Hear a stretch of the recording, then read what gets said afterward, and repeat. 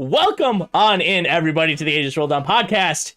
I'm your little honey bear, here with Protroid, here with Lorence. You guys know who they are if you've been hanging out here for a little bit, but welcome on in. This podcast is not sponsored, once again, 2 weeks in a row. Unless somebody in chat wants to sponsor it randomly. We have had wonderful sponsors like Cat Ears for Keens and name changes from Gold Buddy to Gold Daddy. Wonderful sponsorships. We had the OG sponsorship of Stash on Lorence. Lawrence's mustache hasn't sponsored us in quite a few weeks here, but there is still that potential. Lorence, I got to go to you first. What the heck episode are we on? Is this 8? This is 7. 7? Welcome to the 7th episode. Man.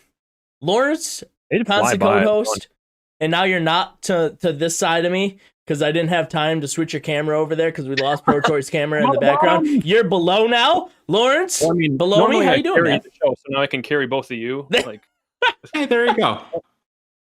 Yeah, how's it going, dude? How's your week? So far so good. I have been not playing any TFT. Just a little bit busy this week. I was working on a project from a while. It's Snooze Fest, I know, but goodness, I was busy. Then I got to admin the Mortdog tourney at 6 a.m. yesterday at my time, but that was worth the time. It was really cool to just be behind the scenes there and see how Mort was doing his stream because I had that up on the side. That was really cool. Just getting opportunities like that is really sick. So that's how my week went. It was busy, but doing things I love, so that's okay. Yeah, same to you, Protroid. How's the week been, man? I've also been super duper busy, as I've mentioned a little bit to folks at the beginning of, say, some of the chats that were here and there in Discord. I got a house sort of in the interim. That's part of the reason why people haven't seen me too much on Aegis broadcast for a little while. So I've been doing a lot of stuff to make sure everything that you do when you get a house is going the way it's supposed to. I also haven't been playing too much TFT just because I've lost my computer. It kind of died before we moved, and I've been waiting for a new one to ship. The first one that was shipped to me was stolen in transit. The second is going to be shipped out. Hopefully, it killed me when I got that phone call, and I was very angry. But hopefully this new one that's going to be shipping out, I believe tomorrow, it should be here, I think, before the TFT PBE launches with Set 8, which I am very excited that I'm going to be basically doing that as the first games I play on it. Yeah, absolutely. And we will be running in-houses pretty much nonstop. We have some nocturnal people in the Discord, so we'll see, being Lawrence himself. So, for those of you guys who don't know, frequently, so I am on the East Coast. Lawrence is West Coast. I go to bed early. Lawrence goes to bed late. And so frequently, I wake up, check Discord. Lawrence is still up. I got to yell at him to go to bed. And then I'm just starting my day. So and I pass the buck to him. That's how it works over here at Aegis. It's a great relationship, trust me. It really is. Before we dive into TFT, I think we would be doing a disservice if we didn't talk about anime. Lawrence, you watch anything good lately? I just watched the most recent episodes of My Hero Academia, and I trust me, there's a lot of macadamia nuts in there, but it also just didn't disappoint. So it was great. I don't know if you were watching that at all, Honey Bear or Protroid. I assume not based on our previous conversation. Not an anime guy. Like I said, I watched a little bit. Cyberpunk Edge Runners was the thing I saw most recently. A little bit bloodier than I usually go for on the anime side of things, but was still a good watch.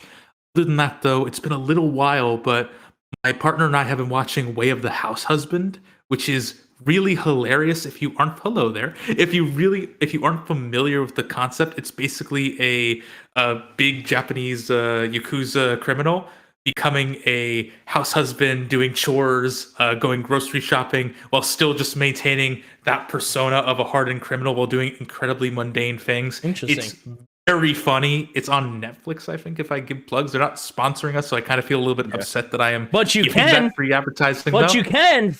That's our sponsor for today. Actually, we do have a sponsor. I'll shout them out soon. Oh, okay. Yeah, hey, don't let me ramble happen. about anime. Go into it. Go. Oh no, it's less important than the anime talk. The anime is way over above. Okay, fair. Just making sure. Yeah, but I've been rewatching, because I didn't get to finish it, but the Fate Grand Order. So Fate series is phenomenal. Fate Grand Order, haven't quite finished it, so watching that. Plus, Lawrence, all the seasonals, Blue Lock, still killing it. You know, we have season, was it 6 of My Hero Academia, crushing it. Very good season. Yeah, and just a lot of others that are stepping up. So pretty hyped for that. But yeah, we can dive into it. The sponsor of today is Purple Pouring Industries. Pouring is out here making sure that we eat, that we can put food on the table for everyone, you know, all of our family members. And yes, Pouring Party is the official sponsor of the Aegis Rolldown. Question, does that include guests? Do guests also get to eat kind of through the use of these sponsorships? No. Okay, that's fair. Just want to make sure. Moving on. Absolutely not. Only doggos.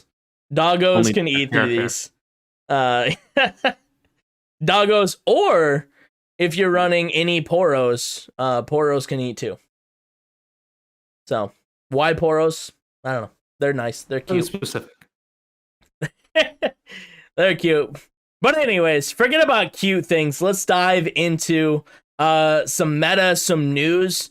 You know, we can tie this in a little bit of the weeklies in the ACL, but we could look a little bit more globally. Did you guys get to watch, you know, some of the last chance qualifiers? I'm watching so much TFT over the course of the past couple of weeks. Like, last chance qualifiers been going through. EMEA in general, I've been watching a lot of supporting Counterfeit, a good friend of mine, on the broadcast whenever I can.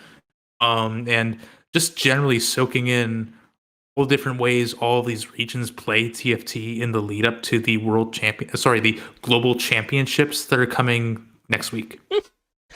World Championships, fine. We're not official. I know, here. But like, I know we're not official, but like, I'm trying to get Worlds out of my head because they've decided that's firmly the League of Legends thing. So we have global championships instead, and I think we just need a shorter, cooler, catchier name. Like, figure out a way to shorten that a little bit. And Globes doesn't seem to cut it. Yeah, no, it was interesting watching some of those like last little players play it off in the last chance qualifier specifically. It was coming down to like the last couple games, and we almost had Prestivant make it, but such is life. It looks like the LATAM players pulled it out, and that's pretty hype too. I mean, some of those players I'm sure are like up and coming, you know. And Piehat was talking them up too. I think when they first joined at the beginning of the last chance qualifiers, gave their expert opinion as an analyst as well. I think he was even warned against doing that just because of the caster curse that would be associated with it. But he still, said, never mind. Yeah, exactly. It just seemed to work out, and we get to see more amazing TFT talent across the board. Yeah, I always love it. You know, I am somebody who, you know, as you guys could probably tell watching me for a little while, I like to voice my opinion. I'm happy to be wrong though. You know, it's who I am. I just love it. I don't believe in the caster curse, even though it happens more often than I think it should. But I love it. I love when people out there just voice their opinion, throw it out there, and, you know, speak honestly.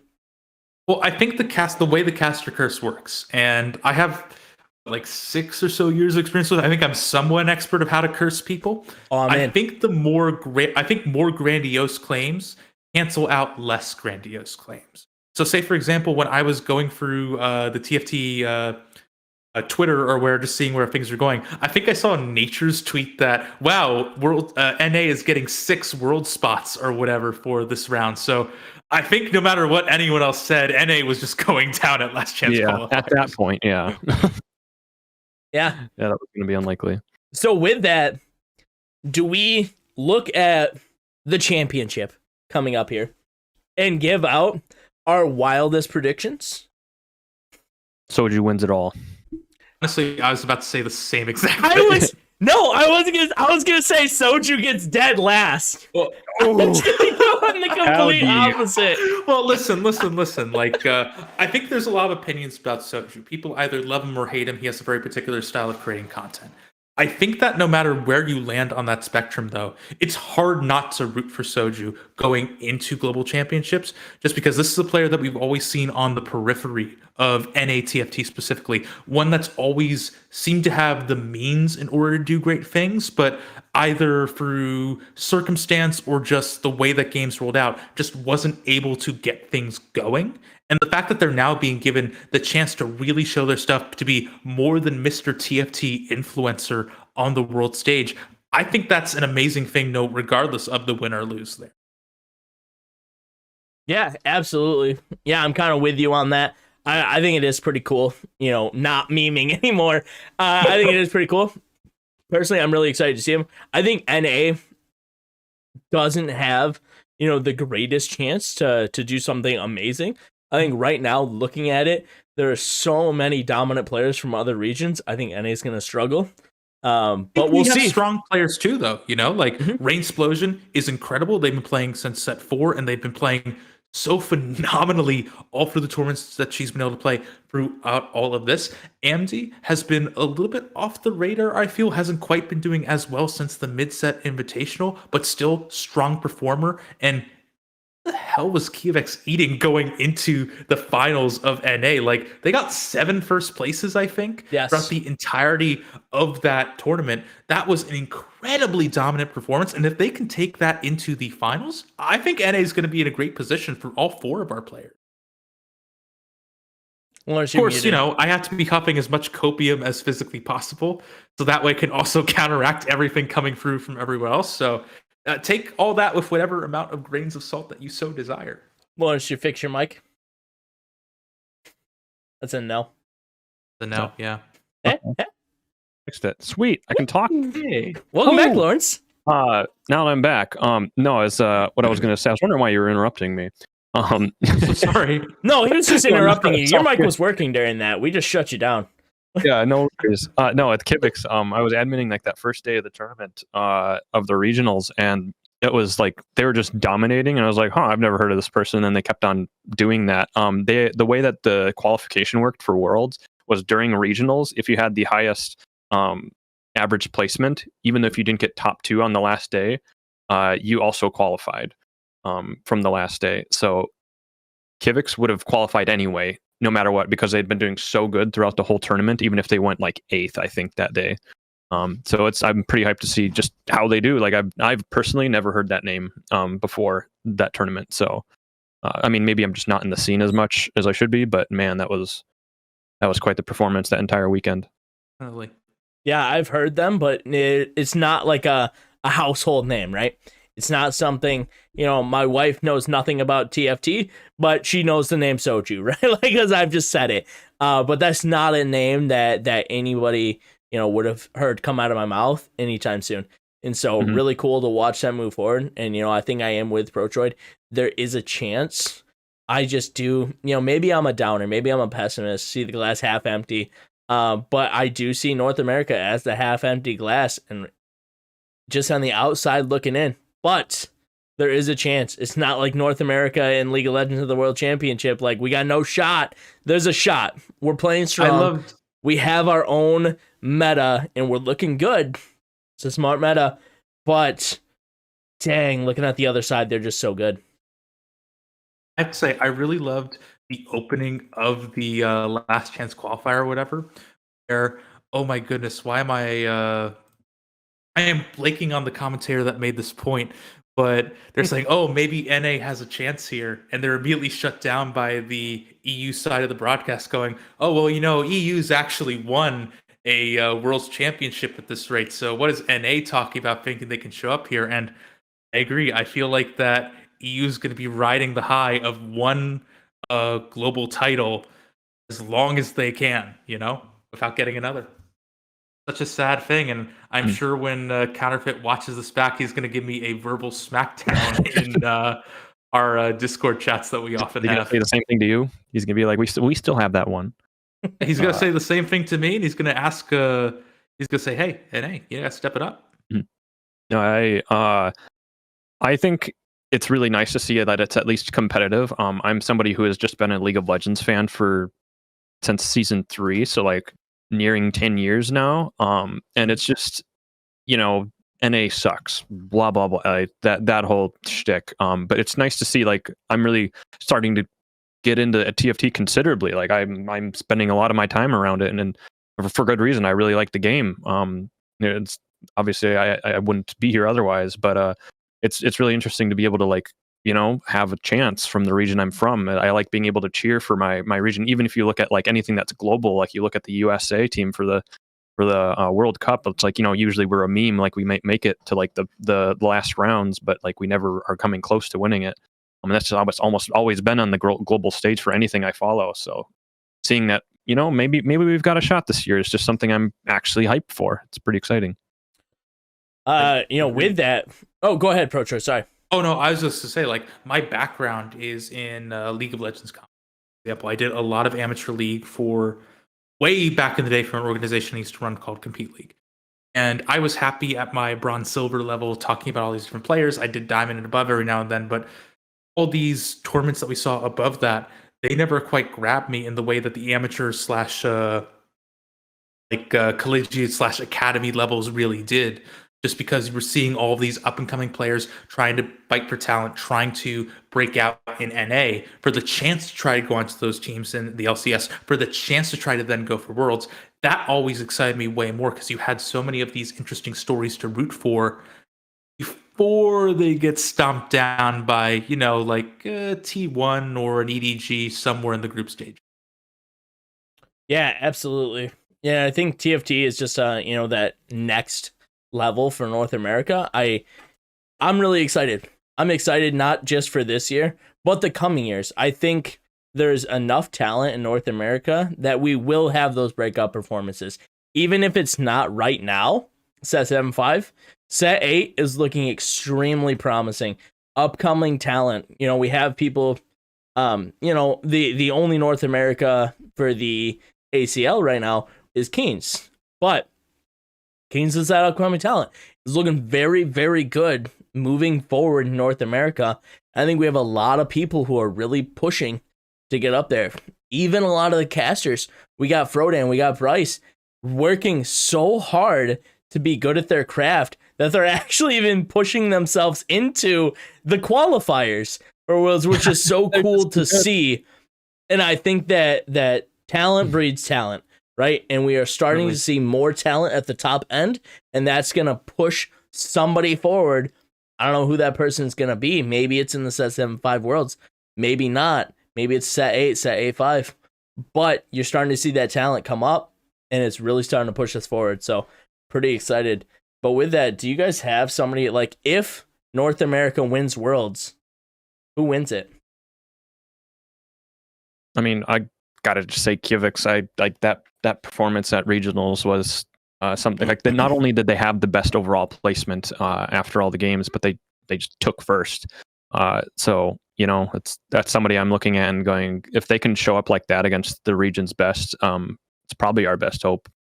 I agree. Like I was joking a little bit about Soju saying, "Oh, it's Soju number one." To be fair, I do think Soju does have a good shot of going forward with this if they approach this tournament the same way they approached the finals for North America. I feel like they could be in good hands. But I also agree, Kievex is a incredibly terrifying player. If they play as good as they did during the NA finals, I think they are at the very least going to be finishing top 8. Mm-hmm. I fully agree with both of you. I do want to throw Rainplosion. I know we haven't talked about everybody in here, but I think when they're on, they're really, really on. So I think there's an opportunity there. We'll have to see if this, because I truly think they peaked in set 7. So we'll have to see, are they going to be able to push forward, make that next step in set 7.5? They're obviously still freaking amazing in this set, but they have to just turn on that next gear. And if they can do it, I really think they could win. Mm-hmm. To quick throw this out there too, while we're at it, Rainplosion actually was the one who got the qualification off of the average placement throughout the tournament. So like that, same thing as Kivix. Like that, they show up like that again. Like if she just shows up and does the same thing, it's consistency like that. You're consistently just averagely, like the average is good, not averagely good, but you are that good on average. That's going to show up in tourneys. That's how you win.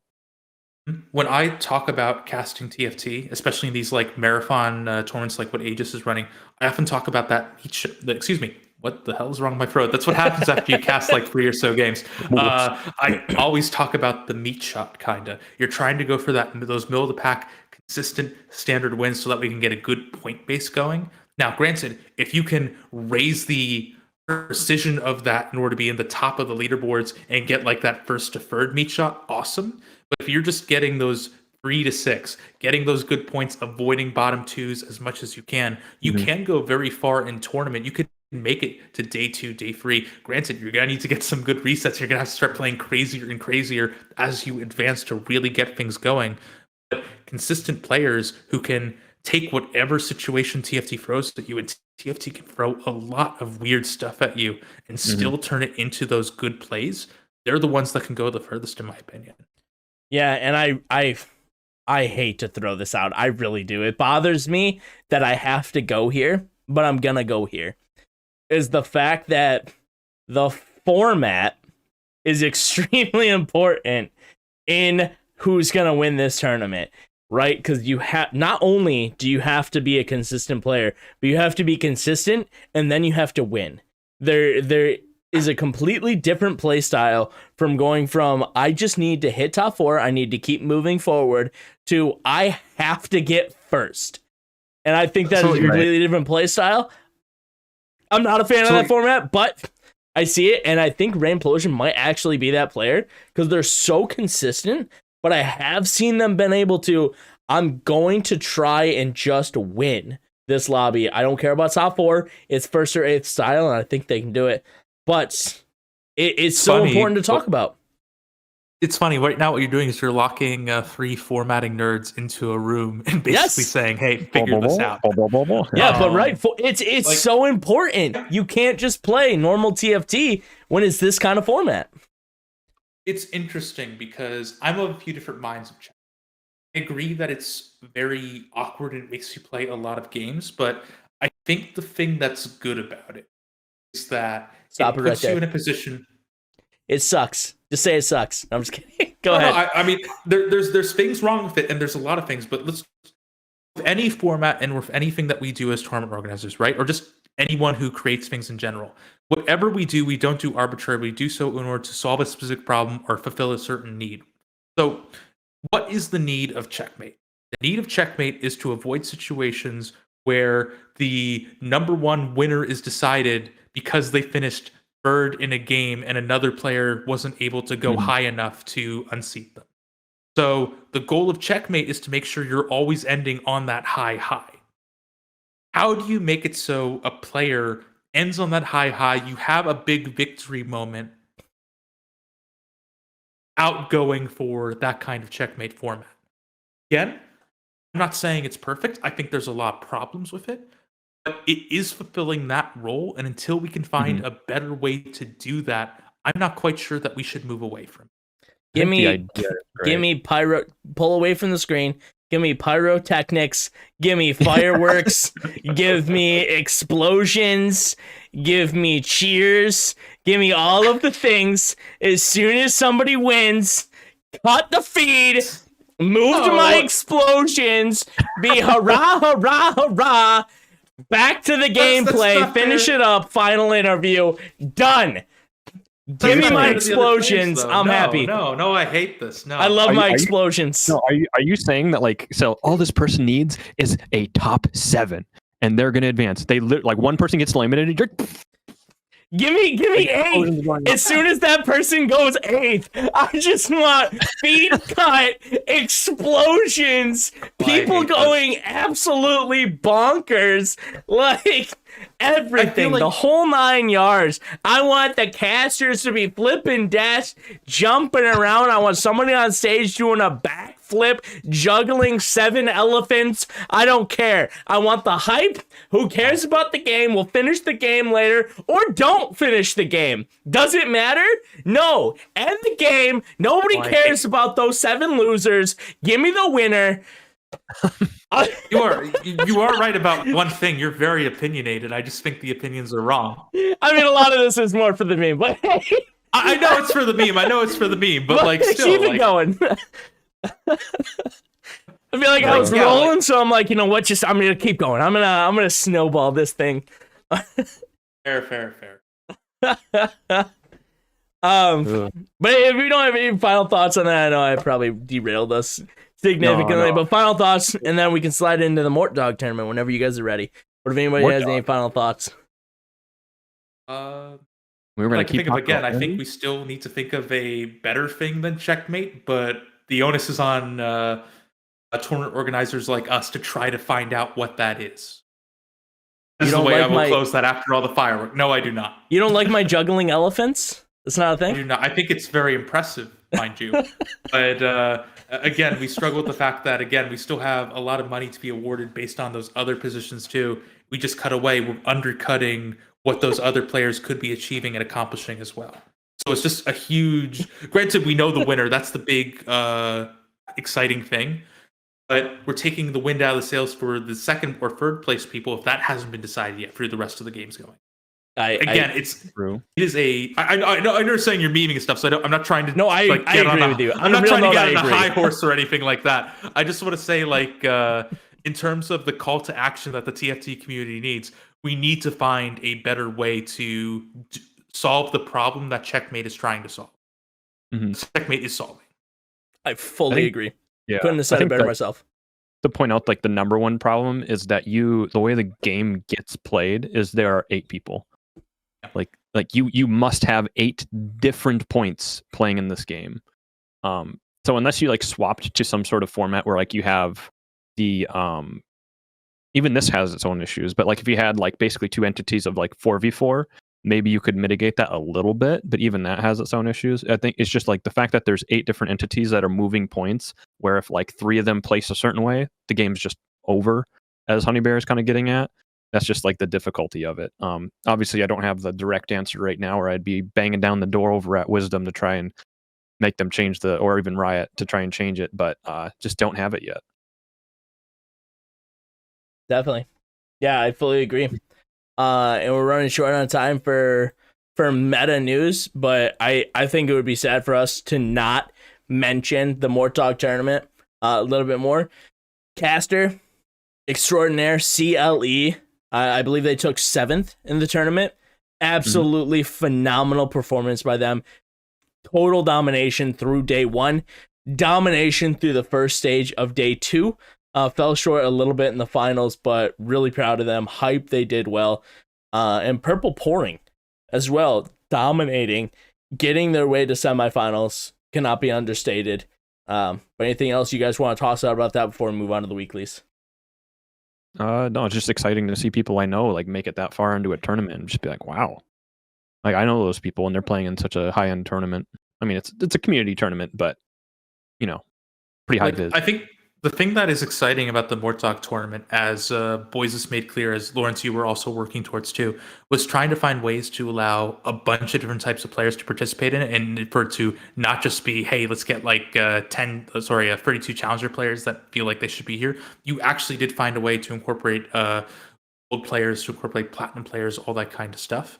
And I feel like that is a very powerful thing in terms of getting more and more people interested and involved in the world of competitive TFT, because I know it's something that we're looking to grow and invest here at Aegis. I know it's something that it seems like we as a community are actively trying to grow and invest just generally. So I feel like that was a positive step in the right direction. Massive agree. Full agree. Yeah, just well done on the Mort Dog tournament. Yeah, on to weeklies, and as of right now, we are running our invitational.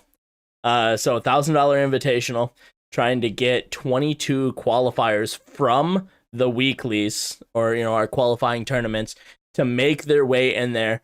We just had 3 players come from the ACL, 1 player come from the AML, so we already have 5 there, plus some of our winners.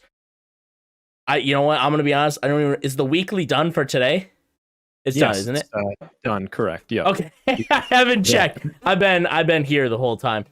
But this, I'm gonna pass it off because Protroid and I are gonna be a little bit in the dark today about these things, being as we've been here. So we're gonna slide What's it over going to on? Lorence. Lorence, talk about things. Yeah, of course.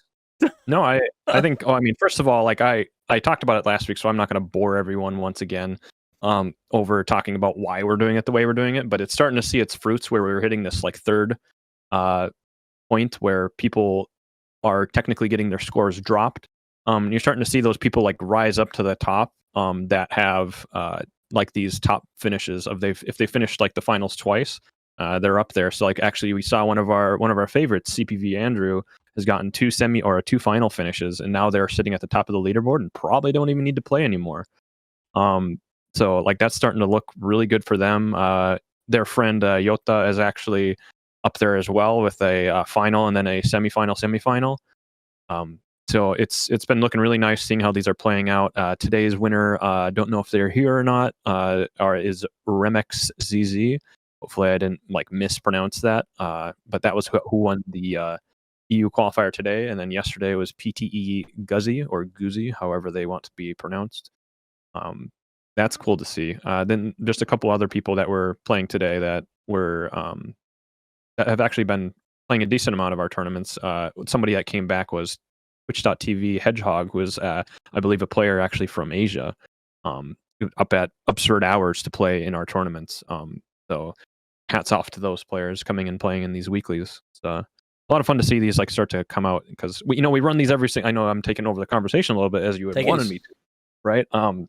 But it's really interesting to be able to see like these weeklies that happen every single week, and now we take the same exact format and almost make it like the in between of like our leagues and our weeklies, where like the weeklies are like, all right, you're done, like you get your prizing and then you just come back next week. But now it's set up a little similarly to the leagues where you see these points going across, and it's pretty interesting to see. And I love that just general concept of kind of trying to mix in all these different formats, as we were talking about, of like why you want to have something different than like why do you have checkmate as a thing, like, and that's for these reasons. Why do you have this where you have multiple different tournaments that show up?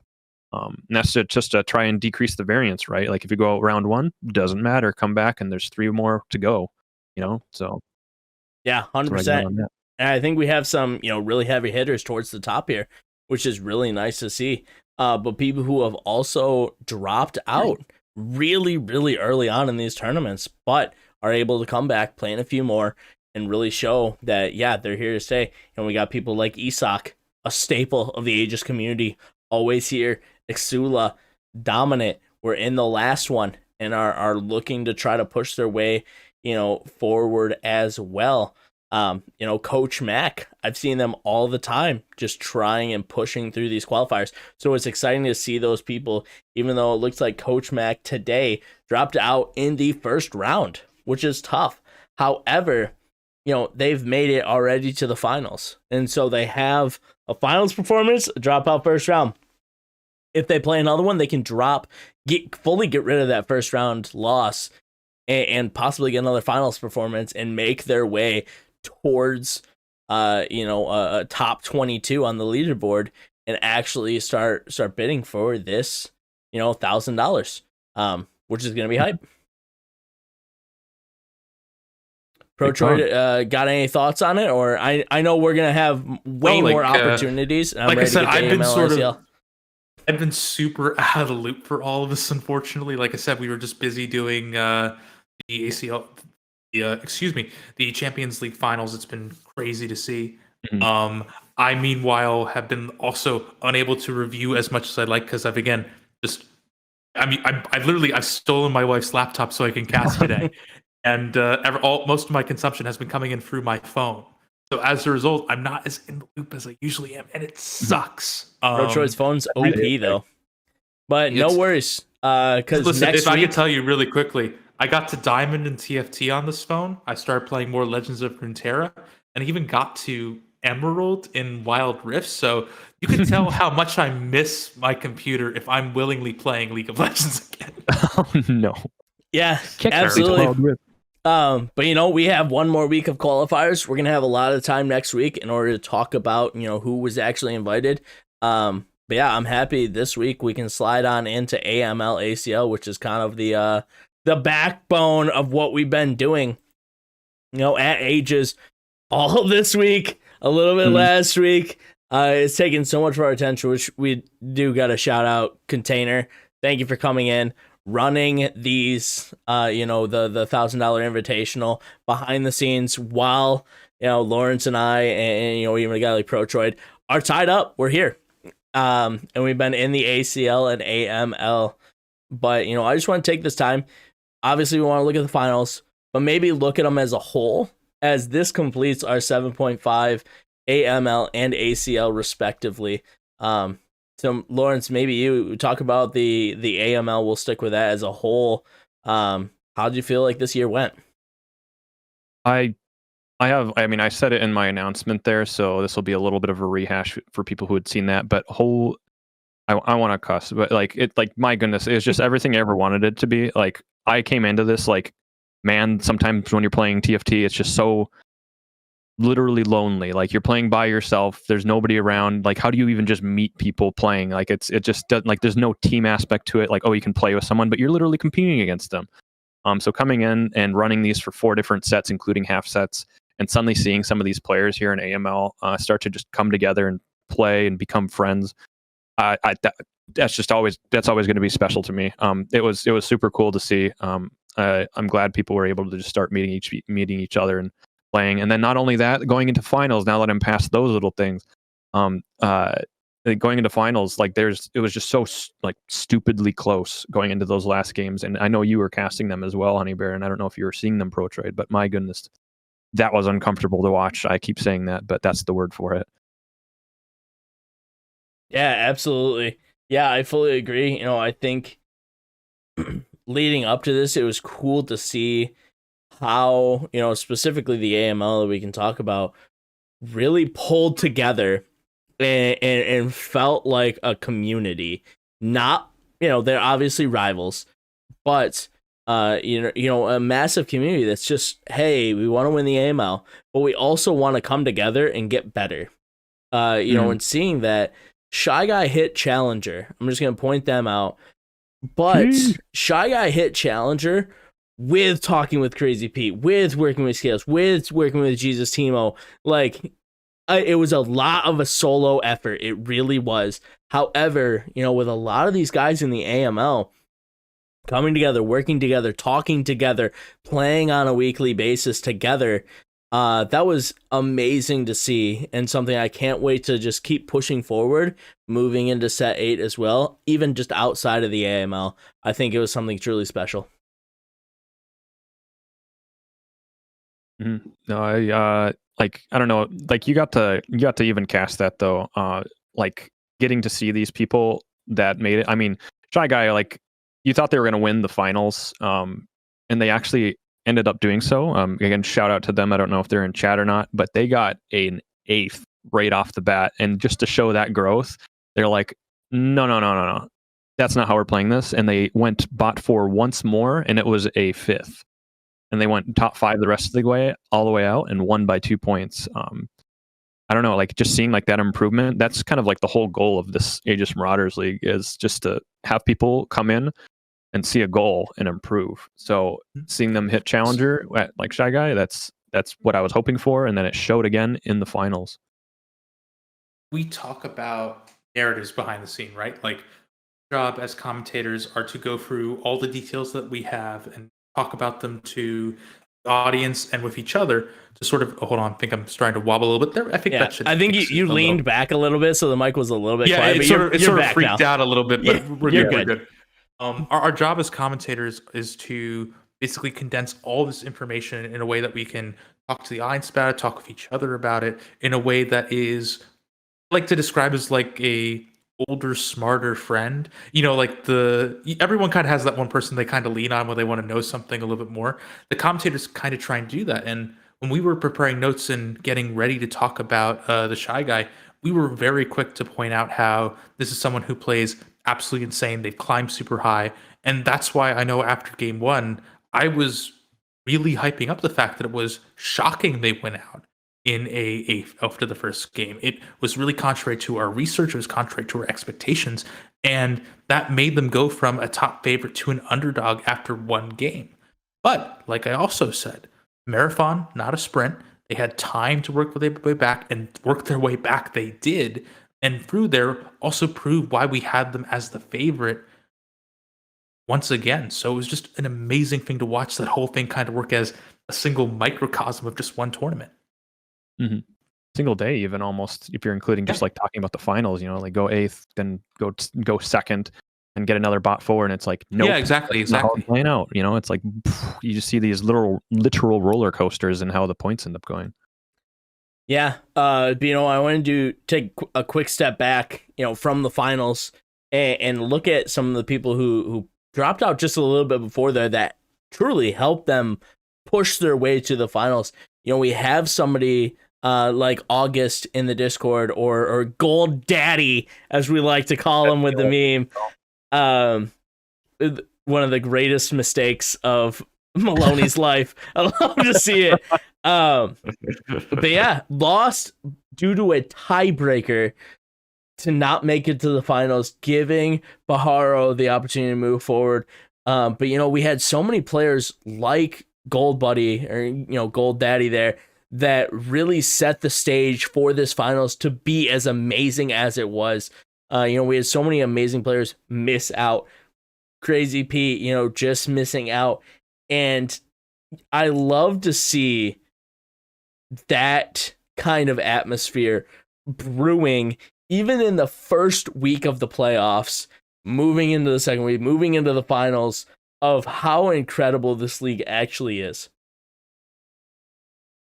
Yeah, hard to agree. I like everything that's coming out of the mouth right now is just like everything I agree with and love about this sort of thing. It's like, yeah, there's all these little microcosms of like, oh, you barely missed out, like you had mentioned at that Group B in week 1, where Gold Daddy there missed out on the tiebreaker. Literal tiebreaker. It's just, oops, I didn't get quite enough. Whoops, looks like I'm going down. And then they go down to that Group C and just didn't quite recover and went unfortunately 8th in that lobby. But like that's just how close it can be. It's on like a razor's edge. You need to get that. Maybe instead of that 6th, you need a 5th, and that'll push you above that tiebreaker. And that's how competitive TFT can sometimes be. And it's rough to see that happen, but I don't know, creates some pretty cool storylines. I'm not going to lie. Definitely. Yeah, absolutely. And so many, bigger names dropping out, week 1 playoffs, moving into the week 2 playoffs. We had somebody like I Am No Jedi, who, had an unfortunate 3 games, dropped out. That was a finalist last set, and somebody that we were talking about is potentially winning. So even just the growth from set to set is immaculate for this AML, and you just see it everywhere. Somebody like I even want to go back to Batman, who I absolutely loved watching this stream, and I cannot wait for them in set 8. I really hope they stick with us so I can just enjoy it with them. But like someone like Batman, not even making playoffs, but really pushing everyone else forward to help them, in their journey. And I feel like part of this goes back to, the C word, consistency, right? Like your goal is to try to play the same as consistently as possible when you are taking in the fact that TFT just throws all this wacky stuff at you. You need to be able to respond to the shops not giving you what you want, the items not dropping the way you want, augments giving you these weird options that you're not quite sure what to do with. And the way you get better at that is being able to play through these kinds of leagues, being able to play through tournaments, not just grinding up solo queue, which, to be fair, is a good way to practice. It is a different environment between, like, say, normals to solo queue to organized tournament play. Regardless of the level of play of that last one, everyone's going to be giving it their all, so everyone has to be thinking about things much more clearly. Mm-hmm. No, yeah, it's always fun to just see how the gameplay of these tournaments end up changing the way that things happen, where you can't let your foot off the pedal pretty much at all. I mean, depending on, like, you can maybe say that during the group stage, during the regular season, you can kind of coast your way into playoffs potentially by just being consistent. But in these playoffs, like, you can't do that anymore. You have to keep your foot on the pedal the entire time. Kind of see it. If you can falter just once or twice, it could potentially spell the end for your run. I I like seeing that difference, and I always harp on it that like this is just a different environment. I think everybody that can participate should. I mean, it's a plug for myself, but I truly believe it, and that's why I'm here. Well, it's a plug for I feel like the whole scene too, right? Like I was working on League of Legends tournaments like back in 2015, 2016 or whatever. Mhm. Like goal was to provide a space for people to be able to play together, practice together, grow together. And I tell you, it's been the 6 or so years that it's been 6, 7 years, whatever. I still remember players that did phenomenal, and I was able to watch tremendous growth both professionally as League of Legends players, but also personally in terms of the way they've been able to, say, overcome social anxieties or just work together as a team and learn how to, just generally make friends over the internet, which is something I don't know about you guys. I've had the pleasure of doing quite a bit over the years or whatever. It's just good to sort of provide those outlets. Yeah, have you ever met anybody over the internet? Anybody that you hang out with right now? Like on a podcast? Just kidding. I mean, I haven't met any of you guys in person just yet. No, I understand. That was just so funny. I know it's funny, to be fair. But like, say for serious, like the best man at my wedding was the head of Compete League or whatever back when we were running it that I met when I was working for it. So again, like you make amazing connections through all this, and I guarantee you, like I remember the years that I had the pleasure of casting back in the day. I remember the commentators that I was training back in the day, and now I get to watch them do crazy stuff just wherever they've decided to move up to now, or if they've decided to take a step back and just go work, say, quote unquote, real person jobs outside of esports. I don't really know how else to word it. Like they still take the strategies and skills that they learned through commentary, through play, wherever they go. Yeah, I'd agree on that too. Like the things I've learned from even just one being in competitive. Like again, I come from an amateur LoL side. I learned so much.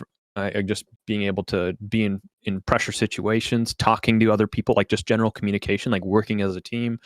And then now coming into like working as an admin, and then even becoming like a director, like being able to just like manage things. Like that was a foreign concept to me. Like I've just learned so many things that you can always translate to like just real life scenarios. Obviously not everyone here is going to be an admin or anything like that, but like just the things that you learn by being able to be in these situations and communicate with others, these are things that can translate everywhere. I think that's a great point to bring up.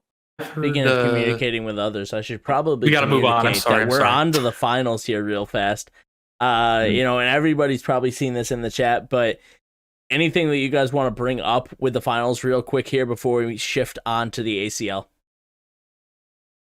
No, it feels like I've covered most things. I mean, obviously, shout out. I'm going to read it. Like, you can see it here, but shout out to Shy Guy, Skylar Vice, Pajaro, Scales, Jesus Timo, Grape, Jojo Karate, and JY. Like, I know, like, yeah, even for like maybe JY, they didn't perform as well as they would have liked to. Everyone that made it this far was a really good player that was improving throughout the entire set. And hats off to all of you.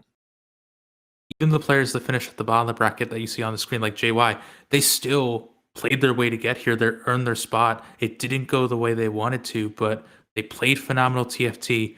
I forget. I need to look through their. I don't think I have the actual scorecard for them right now, but they still, despite not making it to the top of the pack, they still had good games and made good plays. They just weren't able to bring it through the way that they have been able to in previous weeks. Yeah, to specifically say they went 7th, 7th, 7th, and then they got a first. So like that was right there. Like that's also special to see. Like where you just don't give up. Like anybody and their mother would have given up after having 6 points after 3 games, and nope, they got more than that amount in their next game. They just said, "Screw it, I'm playing for first," and they did. That's always cool to see.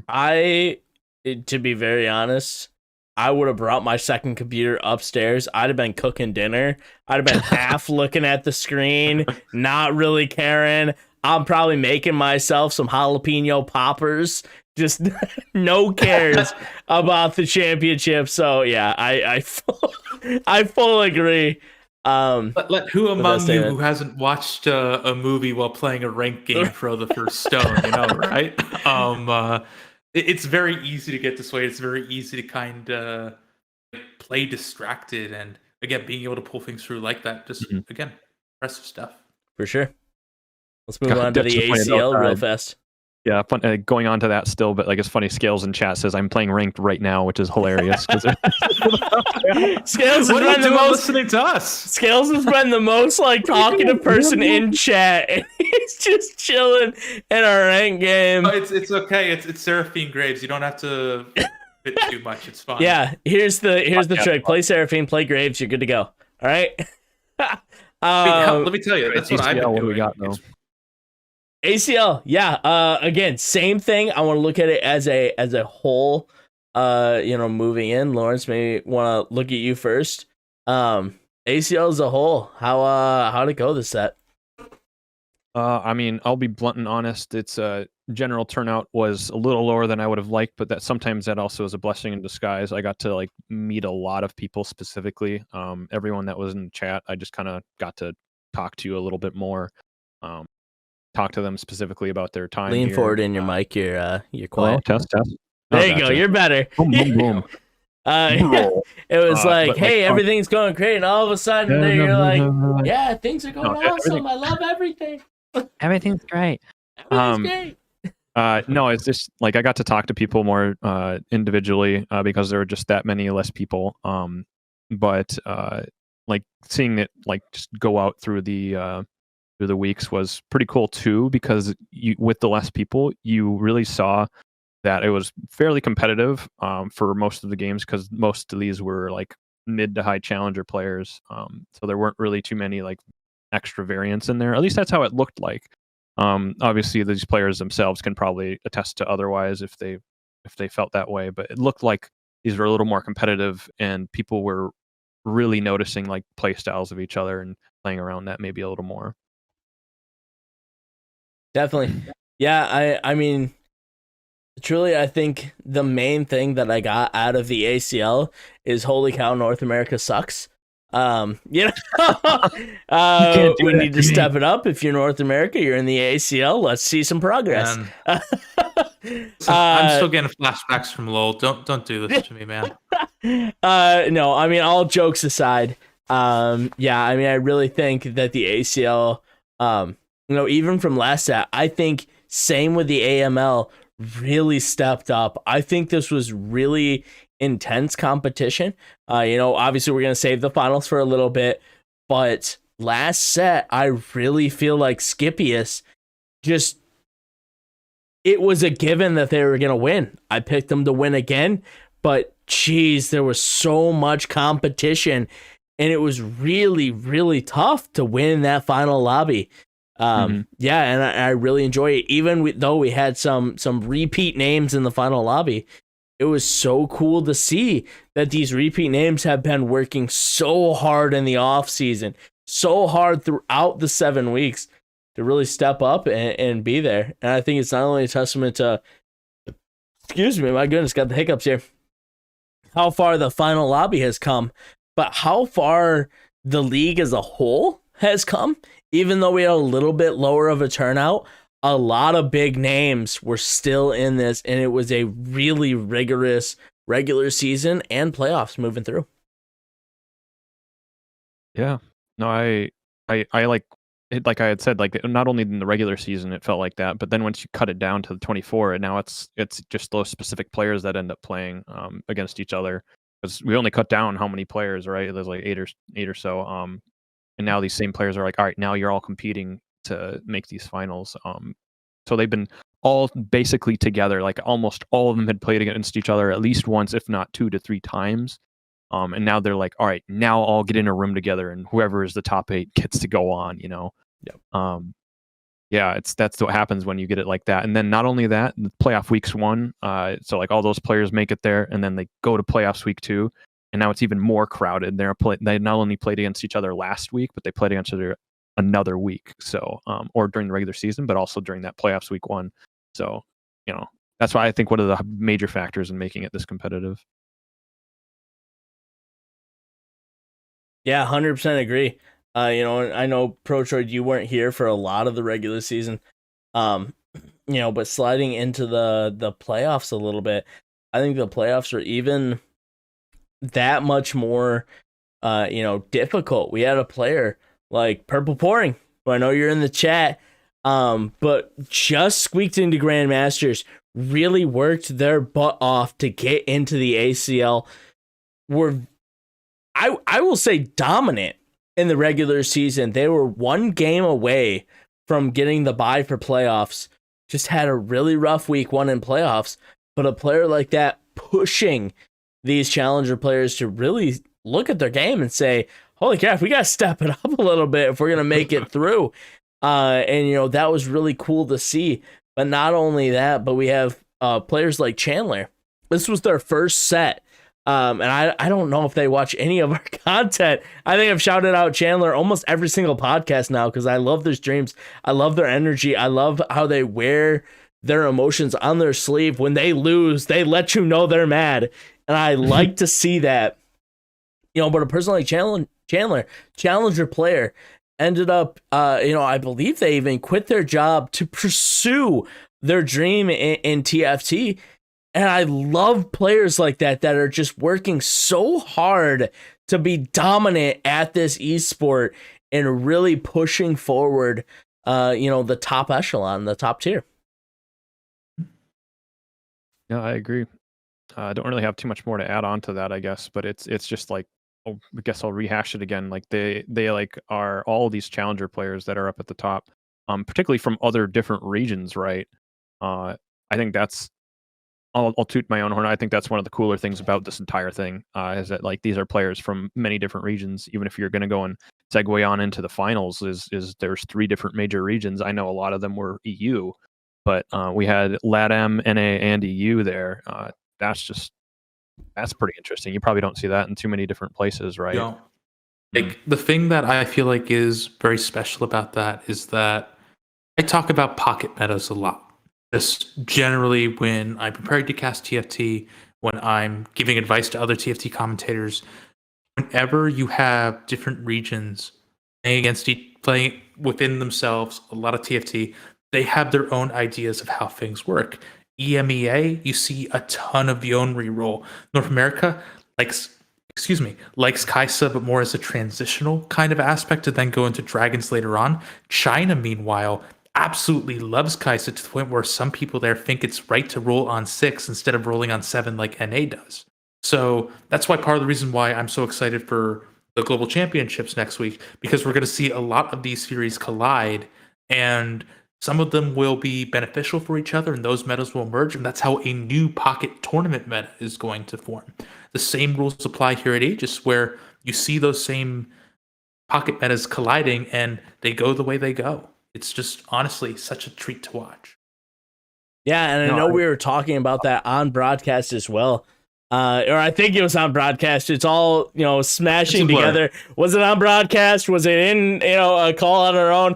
I don't know anymore. It's all splashing together. But, we have been talking about how these, especially with Worlds coming up, these metas are coming together.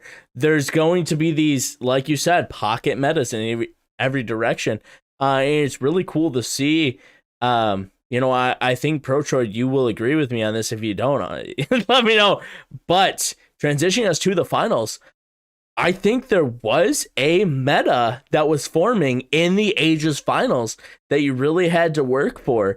I think that was true across all 8 players, that it was, if you did not work towards this specific meta, you started to drop towards the, down the ladder there, which is really cool to see, even though these players came in from LATAM, from North America, from EU, from, wherever.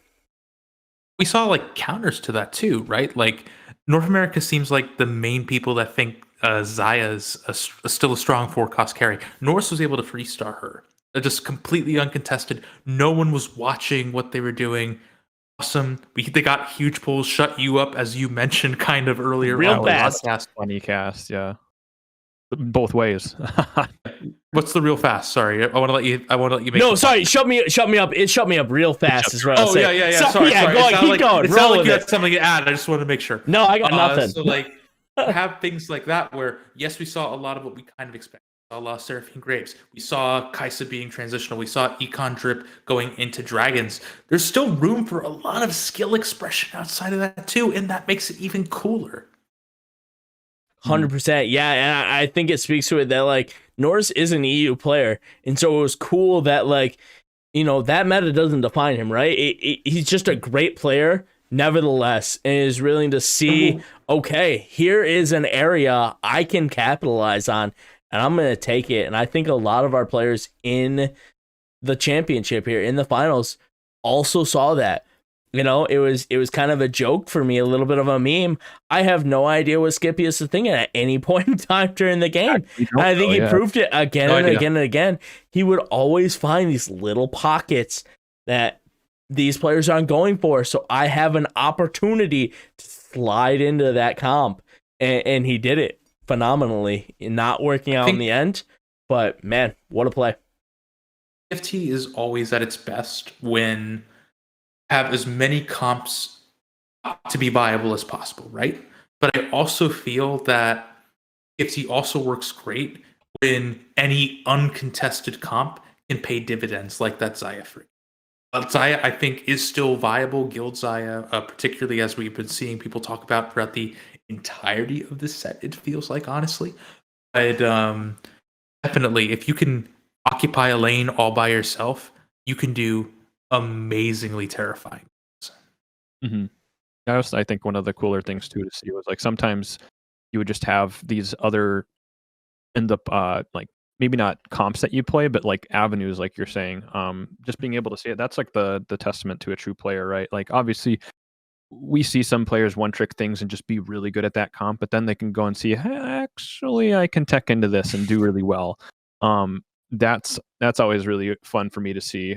Like we saw some built different games come out, like just knowing how to play that is like it's just its own thing, where it suddenly becomes your augment becomes your comp, depending on whether or not you want to drop it or not.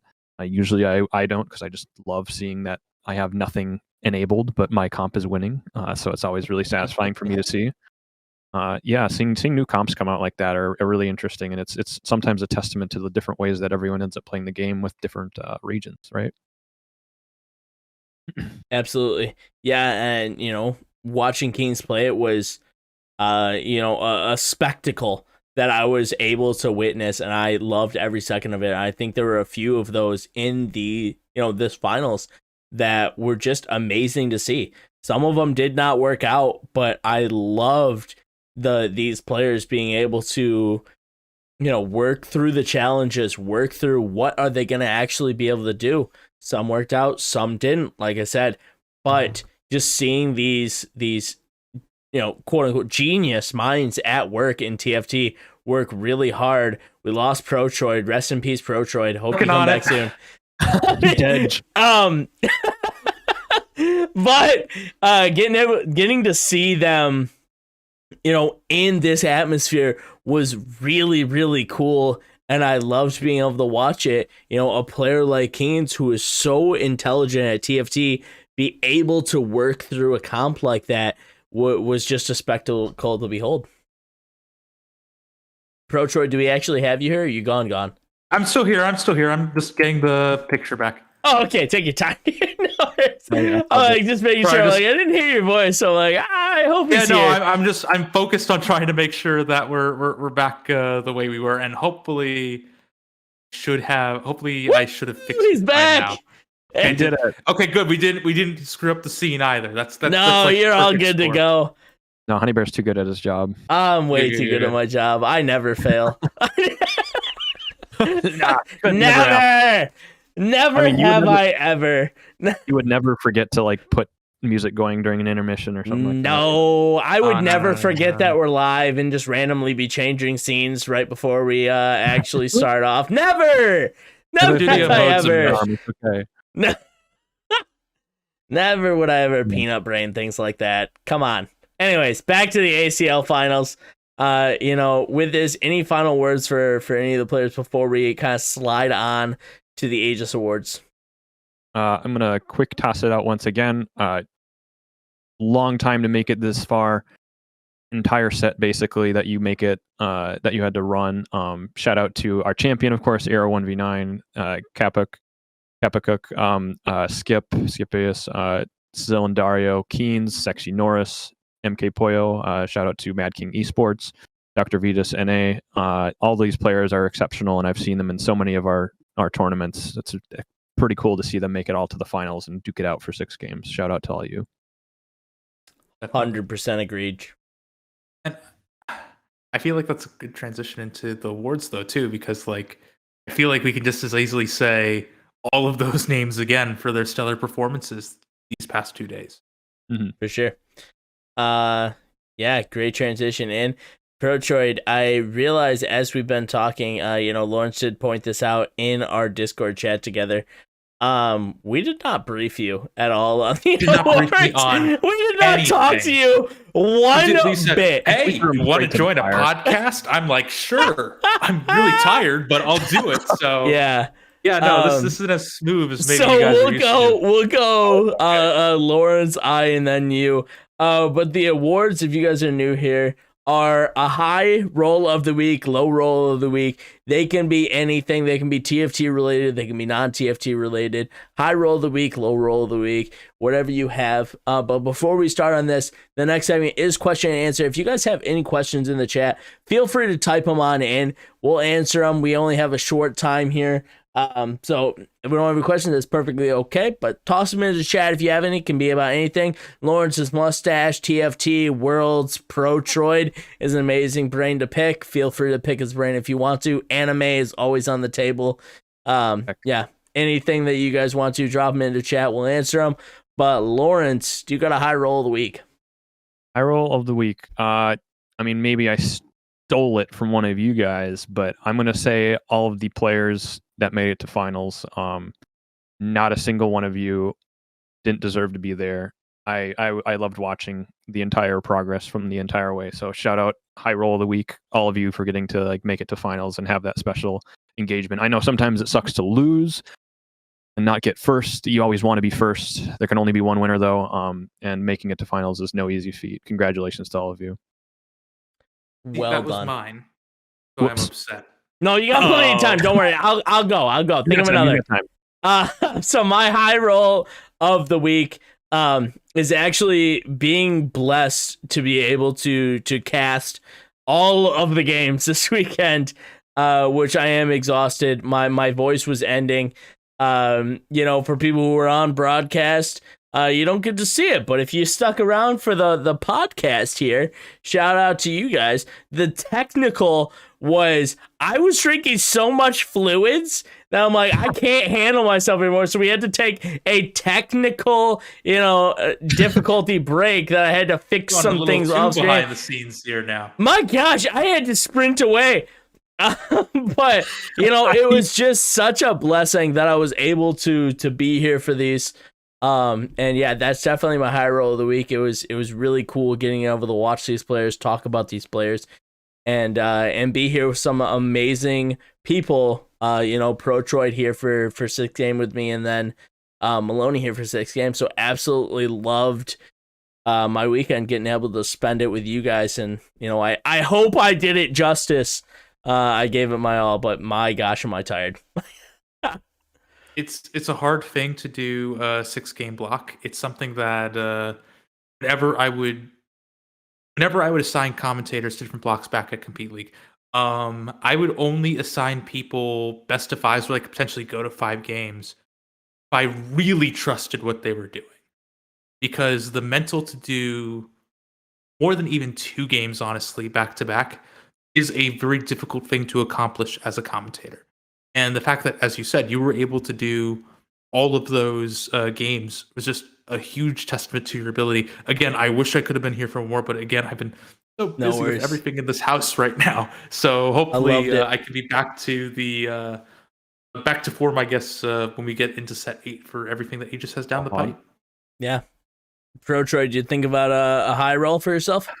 Well, it's a problem, actually, because you see, as already stated, Lawrence took my first one, the one that I think I kind of mentioned at the start of it. You took my second. Let's go! Let's go! I was saying, like, hey, that was really impressive on your part. I thought it deserved calling out, and you did. Sorry. Shout So out now I yourself. have to quickly look for something, honestly. You can take I those do- two if you want to. Well, I'll say high roll to me for predicting what you two are going to pick as your high rolls, maybe. That's a pretty high but roll pick. Huge high roll. It's pretty good. The other thing I would say, though, is, again, one more big congrats to Arrow 1v9. Did phenomenal all through the day. And that might be a little bit of a cop-out high roll to give it to them after also already winning this series. But you know what? I feel like we're in a good position to do that. Definitely. Do you have a low roll? Because if you have a low roll, we don't want to take it. Or if not, I'm going to shout to Lorence while you think about it for a moment. I'm not one to go down like that, honestly. So no, I can't really think. Like, okay, obviously, take your time. We can shift to Lorence. Actually, wait. No, I do have. You got one? Unfortunately. Yeah, I do, and their name is Keynes. I'm so sorry. I'm also, it's a low roll for me too, because I saw the schedule. I saw the points were still being tabulated. It's like, oh wait, I think Keynes made it to the top 4. 5th. Heartbreaking. So sorry to see that, Mike. Woo! Shots are being fired out here. I love it. I liked it. I love it. Gotta poke some fun. He's somebody we know can take it. Yeah, he loves it. He actually thrives from it. I want to see them do well. I think they did phenomenally going through this. They had very good games near the end. And they came so dang close too, and that's amazing. Just at the very end of it, though, that sucks. No worries, Protroid. We'll get the clip of you, like, because you said sucks at the end, so you'd be like, my low roll is Keynes. We'll cut it, and then go right to that last point and be like, sucks. My low roll is Keynes. Sucks. You're pulling a real. Protroid said it completely out of context. You're pulling a real Coolsville sucks on me right now from the classic Scooby-Doo live action movie. Yeah, absolutely. Lorence, low roll. Did you mute yourself again? Lorence, that's a low roll right there. Get out of here with you muting yourself. Oh my gosh, Lorence is trolling. Do you unplug your mic? I mean, I've done it before. Like, the wire gets kicked in weird ways. You're still dead. You're dead to all of us. All right, I'm going to your low roll now. Fix yourself. Yes, there we go. Oh, you're back. All right, go ahead. This little pup keeps knocking it out. I'm telling you. Hey, goodbye. Oh, sad puppy. No, Laurel of the week is, I will say, myself, because I loved coming in here every single week, weekend specifically, and just seeing people come in, have some fun. I mean, I keep saying it over and over again, but it's just who I am, I guess. I really like seeing people come and have some fun playing video games. So I will say low roll. I have to wait probably 2 more months or so, a month and a half, before we get to see this again. I'm hyped for set 8. I'm excited. I can't wait, but it's still, I'm like, man, I gotta just work now. I gotta go and work on the off season. I can't like sit here and like watch people do the job for me of having fun, you know? So yeah, Smoge. I'll call it to myself. Smoge. My low roll is North America as a whole. We suck. We need to get better. Step your game up. I know I'm part of the problem. All right, I'm trying. I'm hard stuck diamond, but I'm doing my best. Okay, I'm doing my best. Lorence, Protroid, you guys are the problem too. You're with me. Hard stuck diamond. Welcome. Let's go. Yeah, Maloney on the cast as well. Correct. A second shout out to Maloney, hard stuck diamond himself. So our fourth man, yeah. I know we're the problem, but hey, we can do this, America. We got to step it up. We suck now, but we're going to make our way into the World Championships or whatever the heck they're called, the Global Championships. We're going to make our way in there. We're going to dominate, and we're going to step it up. We're going to show America is great. However, right now, we suck. We got to step it up. We got to get better. All right? Looking at you guys. Nobody in particular. Keynes. No. With that, answer awards done and dusted. Question and answer. We see any questions coming through? I haven't seen anything. I'm Nor doing have a I, quick no. look-see real quick. Quick Ask a look, I haven't question, seen it in a we're forced while. to answer it. We must answer it. Must. No, I don't Do see nothing. anything. No, sir. Cool. We're Now gonna that we made the slide. grandiose claims, we have to back away from it quickly. Go before someone asks something. Why are you all so often awesome? Ugh, often. Off them? Why Very are you so often, awesome? that's true. We're often too. We answer yeah. all of them. We try really hard. That's the answer for why we're awesome. That's right. 416. Actually, yeah, Great that question. is the answer. We try really freaking hard. TV emotes, Madge. We tried really hard. As soon as Lorence woke up this morning, he had a list of demands from your boy, the real honey bear, that he had to adhere to. It wasn't even in the call. He's like, "Hey guys, I'm awake." I'm like, "I need so many things. Please wake up. Get to your computer. Everything's broken." So that's how we're so awesome, is behind the scenes things are chaos. We're throwing books at each other and all of a sudden it comes out to be a decent product. I love that I love that penguin, by the way. Penguin gang. I love Beautiful. it so much. So good. My wife made it for me during Technician's Ground 2. And I had it has What an been MVP. on my desk ever since. Beautiful. It's where it belongs.